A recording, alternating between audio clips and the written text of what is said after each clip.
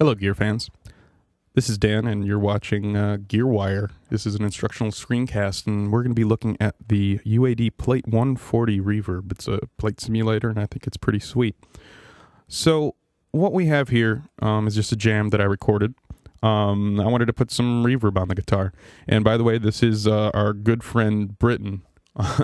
If you're a Gearwire fan, you know who I'm talking about. This is him playing guitar, and I'd just like to say, sweet job, man.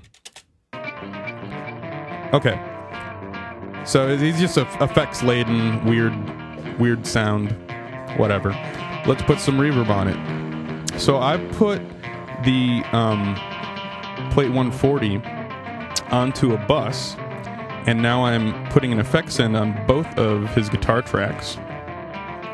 As we can see right there, there's one that's going through the PV Butcher and one through a Fender. And we are going to send that out to our Plate 140. But before we take a listen, let's take a look at what we got here. There's 3 different plates. Now, I'm not totally sure on why they did this, but you can switch between them right here. The initial preset that you load in, which is always what I like to show you guys.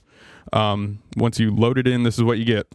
The initial preset has all of them pretty much with the same reverb time. We can move it up and down using these buttons, which is like stupidly slow, or we can just grab them and move them. So I believe really what is the purpose of this is so you can sample between 3 different reverb times. They're practically the same as far as I can tell. On-off switch, simple. There's an EQ section as well. We'll take a little listen to that. And we also have some pre-delay, which would not exist in a plate reverb, so I'm not even going to touch that because I don't believe in that. No, I'm just kidding. We might use that. And then the stereo width control. And then, of course, our mix control, which is defeated when we click this little button right here, which is the wet button. When it's red, this knob's not going to do anything. And since we're putting it on ascend, we don't want it to do anything. All right. Well, let's take a listen to these guitars going through our C plate, which is a short plate. I'm going to go ahead and group these 2 tracks together and turn down their effects end. If you didn't check out the quick group video for Sonar, that's how I'm doing this. Check that out. So it's a real nice sounding reverb, in my opinion. For this particular application, I think we want something a little bit more, or just not as dark. So I'm going to go ahead and bring our EQ in and take out some of the bass. Since it's guitar, we don't really need much of that. So our low frequency, we're going to set pretty low. Doesn't give you exact values. You could look at this in a different view and see the exact values, but I'm not going to do that here. I'm just going to bring down our low frequencies, clear up a little bit of the mud that would happen. And the reason that they put this EQ here is usually because an EQ return is usually, or I'm sorry, a reverb return is usually EQ'd anyway. Maybe let's try and make it a little brighter, see what happens.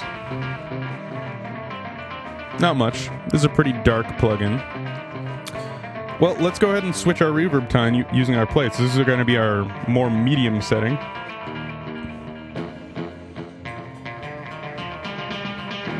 I'm going to go ahead and turn up the send a little bit. So you can hear it's much longer. And then here's our A plate, which is our longest plate. That's up around 5 seconds of decay. If I stop, we can hear our tail. Try that again. So that's the plate. We're going to go back to our short and listen to this in the mix a little bit, maybe do a little bit of EQ, maybe not. Let's see what happens.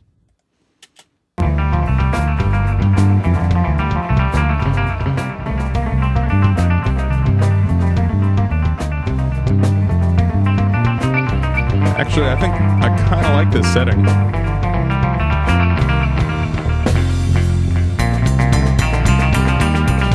No reverb.